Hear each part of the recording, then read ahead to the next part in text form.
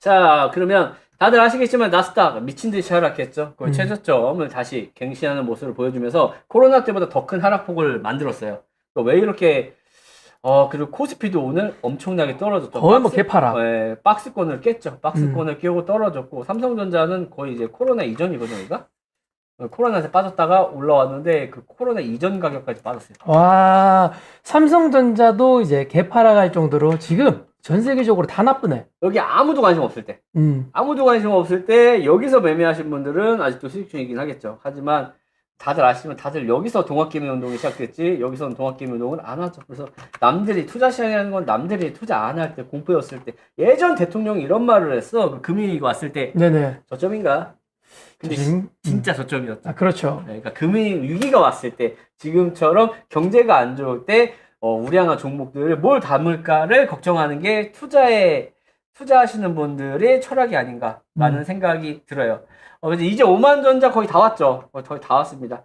자, 그래서 이미 그 투자에 대한 투자도 모르시는 분들은 축 재미없다. 돈 빼고 이제 다들 빤스러 나는 분위기입니다. 그래서 이제 동학개미, 서학개미들 1월 이후 최고로 많이 빠져나갔어요. 그렇죠. 많이 빠져나오고 있고 거래대금도 굉장히 많이 줄었습니다. 더 이상 이제 주식이나 이런 것보다는 예금 적금으로 많이 몰려가는 모습들을 보여요. 사람들이 관심이 없어지는 거지. 근데 나 이게 좋은 거라고 생각해요. 어떤 게요? 그 부동산이 됐든 뭐가 됐든 남들이 몰려갈 때는 사실 투자하는 타이밍은 아니라고 생각해. 부동산도 가격이 떨어질 거다라고 계속 말씀을 드렸었는데 지금 점점 조정받고 있잖아요.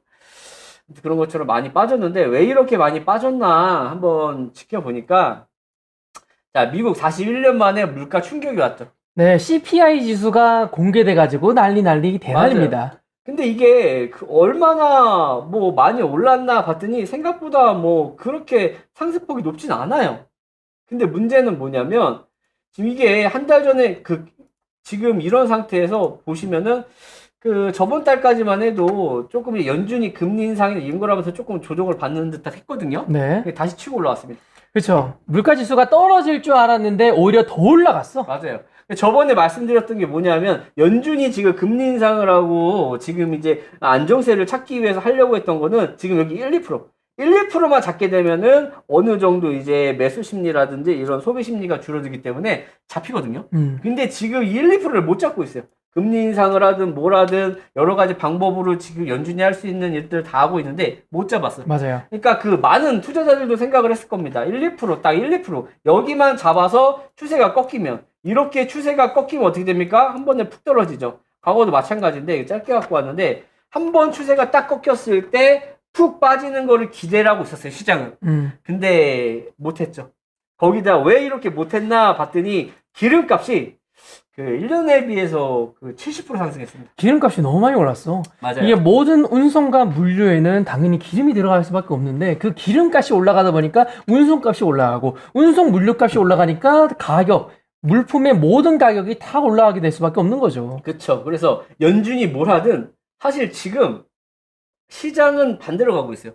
연준이 하고자 했던 거는 외부적인 요소들, 뭐 푸틴도 있고 러시아도 있고 뭐 인도 상황이라든지 대만 상황들, 원자재 가격 폭등 이런 거를 어떻게 할 수 없으니까 기존에 있는 뭐 시중에 있는 돈을 빨아당겨서 어떻게든 소비 수단을 1~2%만 줄여주더라도 어느 정도 물가가 안정세를 찾을 거라고 생각을 했는데 실패했죠. 그래서 이제 주가가 이제 폭락을 했어요. 그러니까 생각했던 것보다 그렇게 많이 올라간 건 아니거든요. 0. 몇 프로 올라갔어요. 네. 근데 못 잡았다라는 그 기대 심리, 못 잡았다라는 그 공포감 때문에 연준이 이젠 0.5포인트가 아닌 0.75포인트까지 금리 인상을 하는 거 아니야? 물가 못 잡는 거 아니야? 라는 얘기들이 나오면서 전체적으로 폭락을 했습니다. 솔직히 이제 끝났다. 안 끝났죠.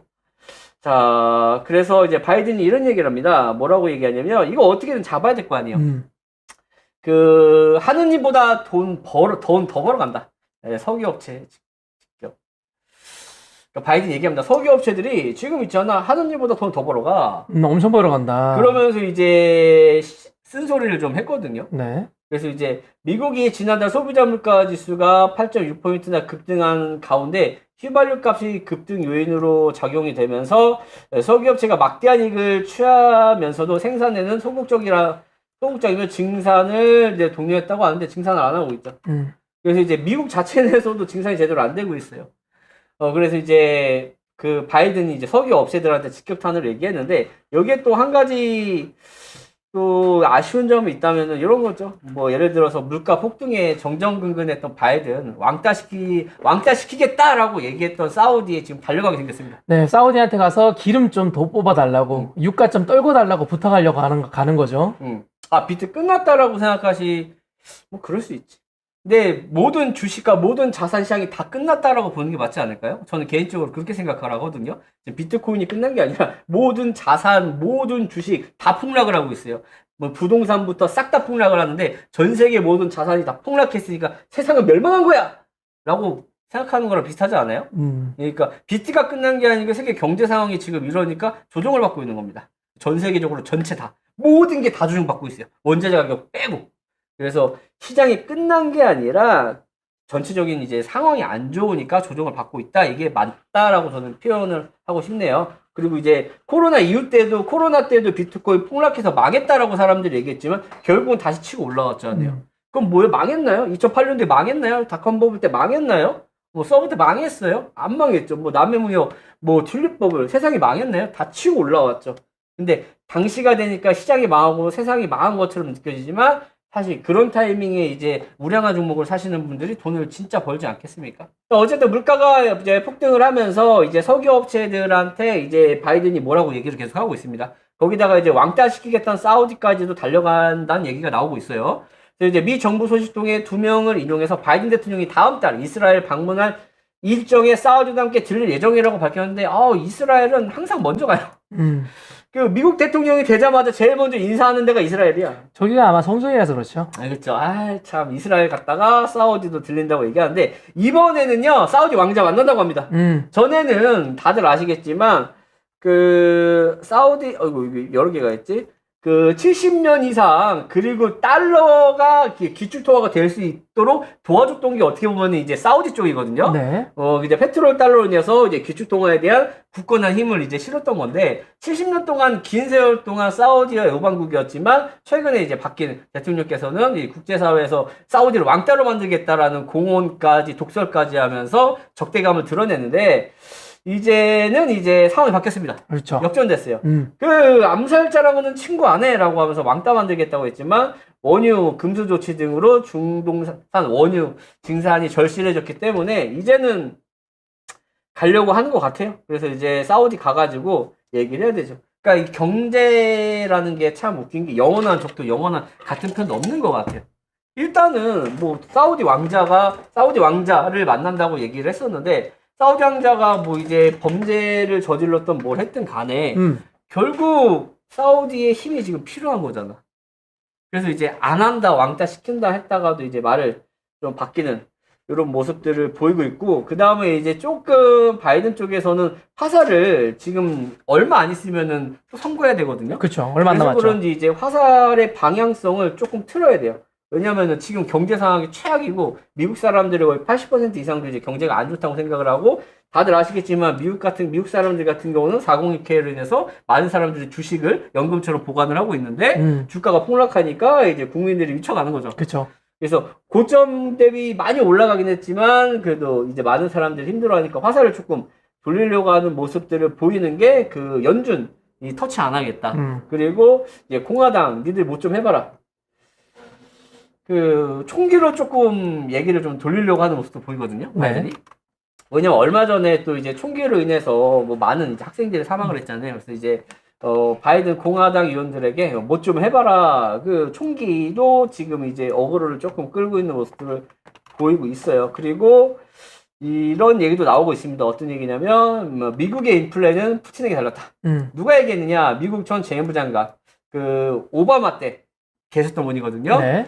그 지금 모든 상황의 해결책은 그 푸틴에게 달렸다. 러시아가 잘못했다. 그렇죠. 원래 이런 얘기가 이렇게 극단적으로 얘기를 안 했었는데 다들 아시겠지만 러시아랑 우크라이나 붙으면서 뭐 러시아를 압박하겠다 뭐 하겠다라고 했지만 결국 이제 석유라든지 이런 원자재 값이 폭등을 하면서 그 미국의 인플레이션은 푸틴에게 달렸다는 이제 얘기까지 계속 나오고 있어요. 그만큼 지금 지금 물가를 못 잡고 있죠. 그 원자재 가격, 석유값을 못 잡으니까 이런 얘기들이 나오는 게 아닐까라는 생각이 들고, 그 2년 내에 경기 침체가 올 것이다라는 얘기도 나오고 있습니다. 언제까지 이거를 잡고 있을까? 과연 그 금리 인상을 하는 게 해법이 되나? 금리 인상에서도 지금 결국 물가 못 잡았죠. 물가 못 잡고 있는 타점에 나스닥은 오히려 빠지고 있고, 그 물가는 점점 올라가고 기름값 계속 올라가는데, 그 원자재 가격 폭등을 좀 잡는 게 우선이 아닐까 하는 생각이 조금 드네요. 좀 요런 얘기들도 있고, 그 다음에 미국 금리 또 이제 파월이 발언에 대해서 굉장히 더 주목할 건데, 금리 인상 하겠죠. 그죠. 금리 인상이 얼마 안 남았습니다. 네네. 지금 6월 15일, 지금부터 2일 뒤에 이제 금리가 거의 뭐 확정된다고 하더라고요. 그래서 2일 뒤에 과연 금리가 얼마나 오를지 우리가 좀 더 발언에 집중해야 할 것 같긴 합니다. 이제 0.5%가 거의 확실치 되고 있거든요. 0.75포인트까지는 안 갈 거고, 0.5포인트는 확정이다라고 생각이 들고, 그 다음에 이제 물가가 좀 잡혀야 되는데, 지금 전혀 잡히지 않고, 그 다음에 그 푸틴에게 달렸다고 얘기하는데, 푸틴 요즘에 신났습니다. 왜요? 그 서방 제재 타격 없다. 푸틴, 우크라이나 친구 전부 다 돈을 더 벌었어요. 왜요? 왜 더 많이 벌었대? 야, 이거 좀 배신감이 느껴요. 그러니까 이제 서방에서 이제 러시아를 제재하겠다, 뭐 하겠다 얘기했지만, 그 오히려 러시아가 돈 더 벌었습니다. 왜 벌었냐면, 그 에너지 대박 터뜨렸어요. 러시아가 하루에 1.2조를 번다. 한국도 수익 규모가 커지고 있고. 야, 이거 그 전쟁 이후에 그 125조를 벌었어. 돈을 더 벌었어. 그쵸? 거기다 EU에서 뭐라 그랬어요? 90% 이상 러시아 이거 원자재 안 사겠다라고 했지만 그 여기 그 125조 중에 유럽이 61%를 차지. 유럽이 다 사갔어. 안 산다며! 맞아요. 유럽이 이제 공격한다고 안 산다고 했다가 결국 다 사고 있어요. 결국 걔네들도 물가가 오르다 보니까 석유라는 거 이런 걸 러시아에게 살 수밖에 없는 상황이죠. 그러니까 안 산다고 하더니 샀어요. 그래서 나는 중국에서 더 많은 러시아 화석연료를 가져갈 줄 알았는데 유럽에서 제일 많이 가져갔습니다. 그래서 중국은 얼마 가져갔냐면 중국이 17조 원 가져갔고 그 다음에 독일이 161유로가 얼마인지는 잘 모르겠고요. 이탈리아, 네덜란드, 그 다음에 터키, 폴란드, 프랑스.